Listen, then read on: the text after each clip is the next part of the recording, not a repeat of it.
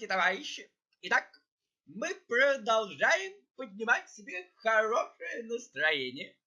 Слушайте последний анекдот. Итак, доктор, моя жена постоянно кашляет. Какие только лекарства не принимал, все равно кашель не проходит. А травки не пробовали? Пробовали, хихикает, но все равно кашляет. Поржали, посмеялись и поняли, что все будет хорошо, товарищи. Не унываем, не унываем.